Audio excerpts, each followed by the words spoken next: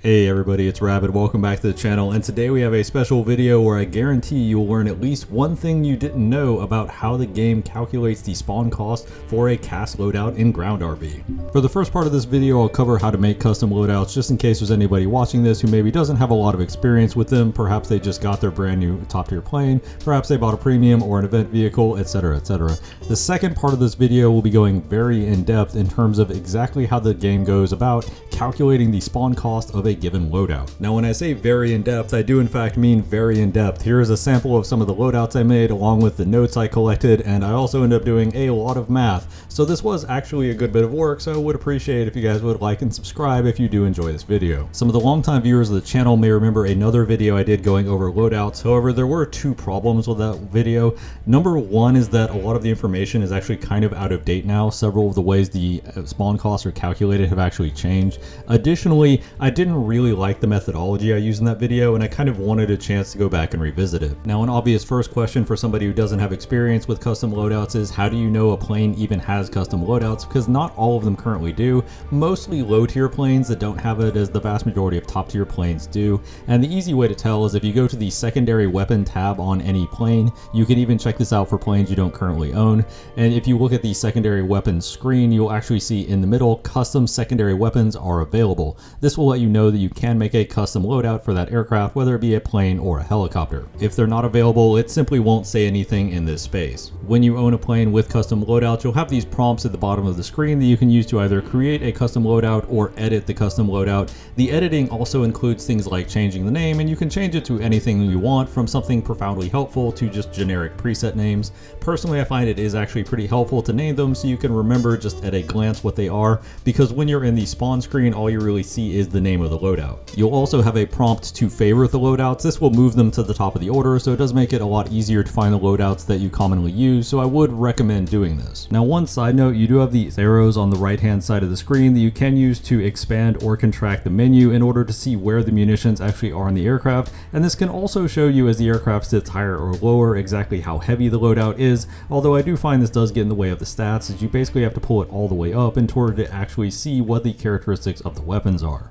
The creation of the loadouts themselves is fairly straightforward. You just go to each individual slot and you drag and drop the weapons you want for that slot. You will run into some slots that have weapons that do not necessarily work with a specific other weapon in a specific other slot. In the loadout in the background, you can see the Python missiles do not like to be paired with the Maverick missiles. This is because they don't work on the same pylon. However, the game will helpfully inform you of this. You don't have to remember it. Additionally, if you equip a weapon that requires a targeting pod, such as a laser guided bomb, the game will automatically equip a targeting pod for you, so you don't have to worry about going out with a weapon that you simply cannot use. There are two other considerations for general loadouts, and that is the overall weight of the plane and the asymmetric weight. If you put too much weight on one side, the game will give you a warning telling you have too much weight just on that one side.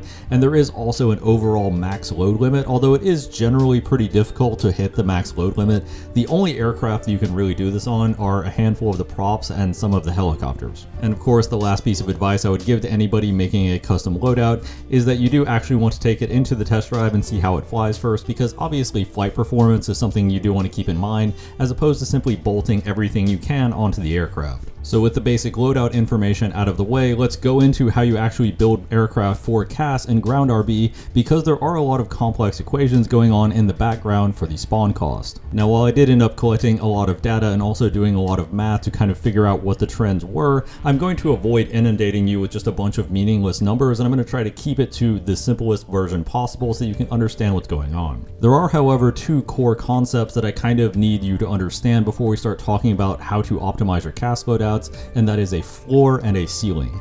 A floor is the minimum amount a loadout will cost if it has a specific type of weapon on it, and a ceiling is the maximum a loadout will cost if it has a specific type of weapon on it. Some types of weapons have floors and ceilings that are different, others will have a floor and a ceiling that is essentially the same number, so we'll just keep that in mind. So to give you an idea of how I tested this, I put a 12.7 aircraft in my lineup, and then I put another aircraft in the lineup that was 11.7 or below, so that other aircraft would essentially be bottom tier, and this would give me consistent numbers across the entire testing. For the remainder of this video, the numbers I'm going to give you are going to be if you are bottom tier. If you are top tier, the actual spawn cost of the aircraft will increase, and all of the numbers are a percentage of that spawn cost, so keep that in mind if you are a top tier aircraft. We're going to start off with helicopters because helicopters are far simpler than planes. It turns out all of the floors and ceilings for helicopters are essentially the same number, so essentially if you are equipping a certain type of weapon, it will always be exactly the same spawn cost. A bottom tier helicopter has a base spawn cost of 280, and all of the additional spawn costs that we're going to talk about are going to be added on top of that. For helicopters, any number of bombs, gun pods, ammo belts,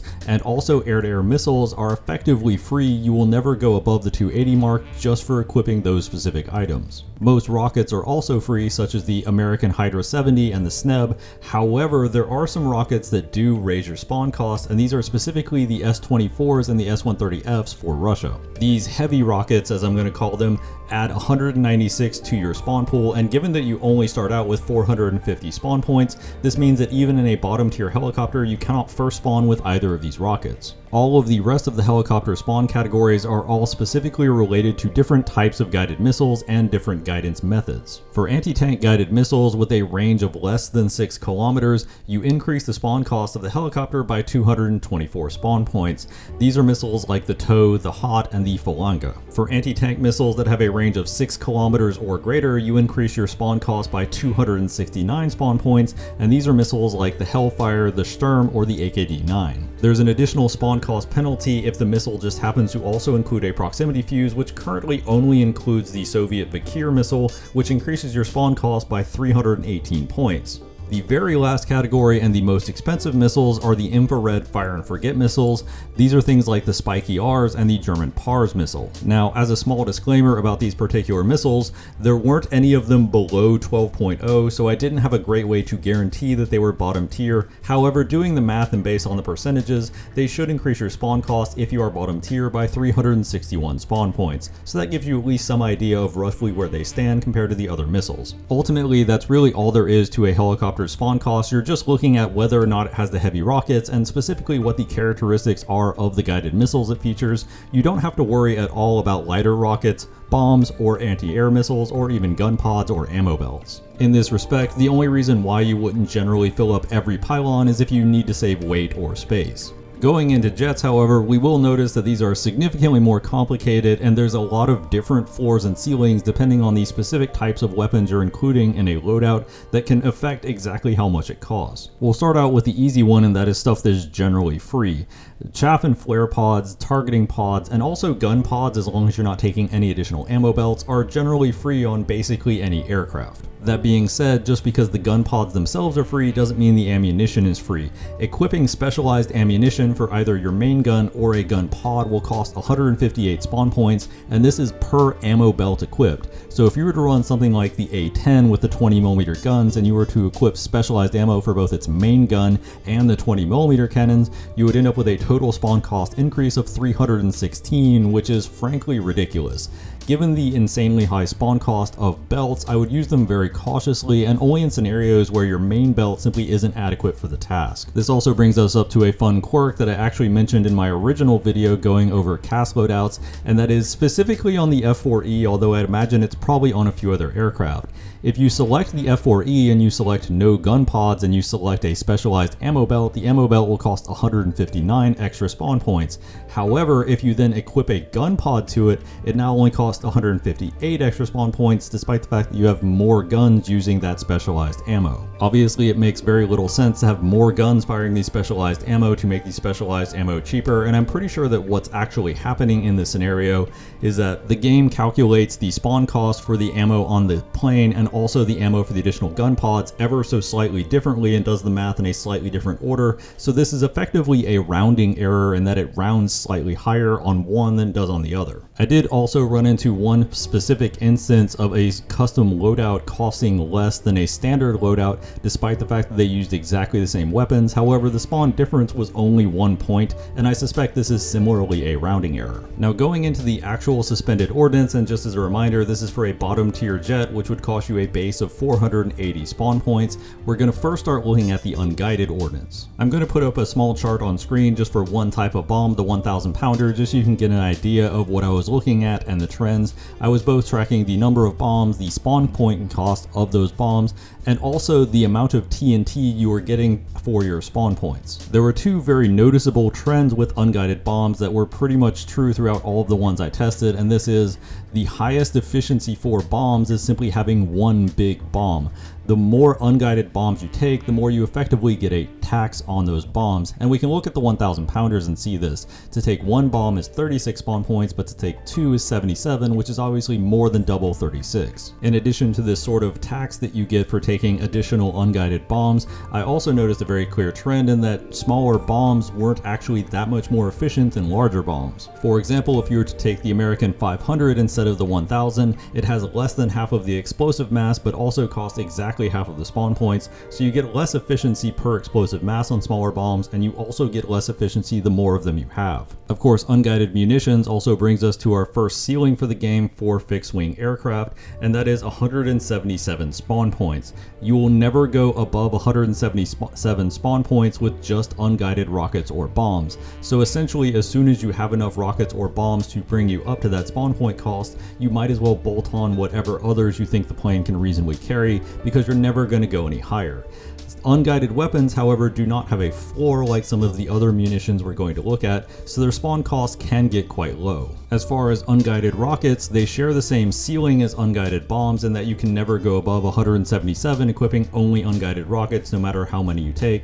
They also share a similar feature in that you pay a pseudo tax for each one you take, so they get gradually less efficient the more of them you equip. However, unlike bombs, rockets actually get less efficient the bigger ones you get. Light rockets like the Hydra ended up being incredibly efficient, at least for their TNT mass, whereas heavier rockets like the S-24 ended up being noticeably less so. This is likely due to the fact that rockets in general are easier to use than bombs, and the heavier rockets tend to require less precise aim to knock out a target, rather than the light rockets that not only have to hit targets, but also have to hit specific parts of them to do meaningful damage. There was one very noticeable exception among the rockets I tested, and that was the Russian S-250. The Russian S-250 was actually more efficient than most of the other rockets I tested, and I assume this is simply because it is such a big and powerful rocket that it eats a bunch of spawn points anyway, being pretty close in terms of a 1,000 pound bomb. Moving away from the unguided rockets and bombs, now we're going into the guided air-to-air, and the guided air-to-air is actually very different from what it was when I first looked at the loadouts, both for the better and for the worse, as we're about to see in a moment. For both the Fox 1 missiles, which are semi-active radar homing, that is to say you have to point your radar at the target, and Fox 2 missiles, which are infrared homing missiles, the spawn cost floor was 48 points. What that means is as soon as you equip a Fox 1 or a Fox 2 missile to your loadout would immediately cost 48 points, again assuming you are a bottom tier aircraft. That being said, Fox 1 and Fox 2 missiles are effectively free. While they raise the floor so you can't go below 48 spawn points, you also will never go higher than 48 with just Fox 1 and Fox 2 missiles.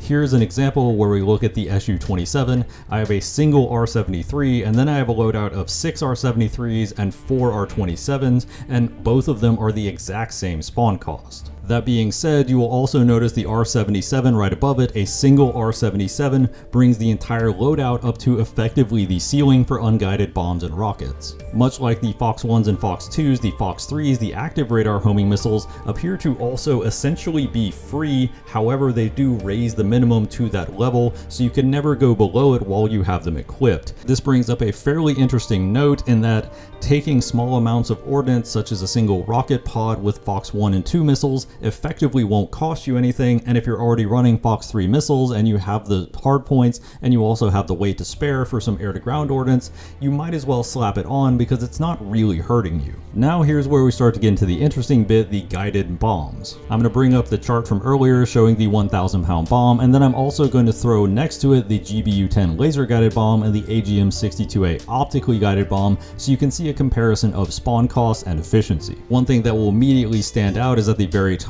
I have 96 spawn points and NA written for the GBU-10 and the AGM-62A walleye, so it turns out much like the air-to-air missiles, this is actually a floor. You cannot go below 96 spawn points with guided bombs, regardless of type. Even the JDAMs, the 500 pounders that were actually incredibly cheap to spawn, were actually exactly at 96 spawn points for both 1 and 2 bombs. That being said, unlike the air-to-air missiles, these are not free. It's still counting in the background, however it does automatically set set it up to 96 if it is less than 96. Additionally, you might remember I said the maximum ceiling for unguided ordnance was 177, and you'll notice the GBU 10 goes all the way up to 190. The ceiling for guided ordnance is actually a little higher. It's 192 versus the 177 of unguided ordnance. Now, the guided bomb types do tend to be noticeably more expensive than the unguided ones, with the optically guided ones seemingly have the highest modifier for this. However, there is one really big feature that I want to notice, and that is the efficiency of guided bombs actually goes up the more of them you take. To use the example of the AGM-62 Walleye, at 128 spawn points for 2 bombs, that would mean each bomb was 64. However, 3 of them is only 160, so that's actually a pretty steep discount. And this was consistent across every guided bomb, laser guided, JDAM, and also optically guided across all of the ones I tested. Now, I believe the assumption here, and the reason why they get more efficient the more of them you add, is that it's assumed that you're going to hit more regularly with the guided bombs than with unguided bombs, so the game is just anticipating that you're going to get diminishing returns the more of them you take, because you're going to be more limited by the number of attack passes you can take rather than the number of bombs you have. That being said, with a minimum cost of 96 and a maximum of 192, you're not really that much better off taking a small number of guided bombs than you are just taking as many as you can fit, because there isn't that much of a window. Now, looking at our first batch of anti-tank missiles, these are specifically manually guided anti-tank missiles and laser guided anti-tank missiles. They actually have an interesting quirk in that their floor and ceiling are the same. They are 192, the same as the ceiling for guided bombs. These missiles include things like the AS-20, the AS-30, the American Bullpup, the KH-23, the KH-25ML, and the KH-29L, and also the AS-30L. What this means in a practical level is that if you're going to equip even one of these missiles, you might as well take whatever else you want in the loadout, because it won't ever go any lower or higher unless you include the next category of weapons. Our final category of weapons, and the most expensive currently in the game that you can get for a fixed-wing jet, are the fire and forget anti-tank missiles. These include things like the American Maverick, the Russian KH-29TV, and the Russian KH-38. These missiles have both a floor and ceiling of 316 spawn points. This means that if you equip even one of these missiles, the spawn cost will never go up, so you might as well just pack your loadout with whatever you want. The only way your spawn cost could ever increase is if you include specialized belts of ammunition for your gun. So the obvious question you might be asking yourself right now is, how does this help me design better CAS loadouts? And there are actually some notable practical applications. In terms of the helicopters, knowing that the heavy rockets are so expensive you can't first spawn them, if you are doing a first spawn rocket rush loadout, you should obviously be using some lighter rockets. Additionally, some of the top tier helicopters that have access to both a lower spawn cost anti-tank missile and a higher spawn cost anti-tank missile, I did actually go back and create a secondary loadout simply because the spawn cost difference was pretty dramatic. One specific example was the German Tiger UHT, where the PARS missiles cost 361 spawn points. However, the Hot 3 missiles it has only cost 224 spawn points, so there's a 140 spawn point difference, which could very easily mean the difference between being able to spawn a helicopter and not. Another major area where I went back and reworked a lot of my loadouts was the Combat Air Patrol, or CAP loadouts. I didn't initially realize that they had completely retooled how the Fox 1 and Fox 2 missiles works, and that they were almost universally so much cheaper than the Fox 3s. So with that in mind, I went back and added a Fox 1 and Fox 2 only loadout for a lot of my aircraft at top tier, just so if I needed to run CAP, I could do so, because while an R-27 and AIM-7 are noticeably worse than an R-77 or an AIM-120, you can still spawn them with much lower spawn costs, and you can spawn full loads of them and AIM-9Ms or R-73s. Additionally, I went back and added some light rockets, such as things like Zunis, to some of these loadouts, simply because it doesn't really cost you any additional spawn points at that point, so it's basically free as long as you can spare the weight. It also didn't really register to me that the laser-guided Mavericks were actually considered laser-guided, and they weren't in the same cost category as the other Mavericks, so I went back with the Harrier and remade a loadout that had those that I could use if I didn't necessarily have the spawn points for the full Fire and Forget Mavericks. I also made several adjustments to my Fox 3 loadout loadouts once I realized the difference between equipping a Fox 3 missile and equipping a Fox 3 missile with a full load of laser guided bombs is essentially negligible. It's only about less than 20 spawn points, so you might as well go for it because you're not really losing much, unless of course you absolutely need the weight or flight performance. But of course, those are just my thoughts on it. If you have any thoughts, please leave in the comments down below. Was there anything here that really surprised you, or anything here that you saw coming a mile away? I always love to hear it. If you enjoyed the video, please leave a like and subscribe. This did take a decent amount of work over a lot of games in order to get all this information for you. And as always, donk a bit of shoes.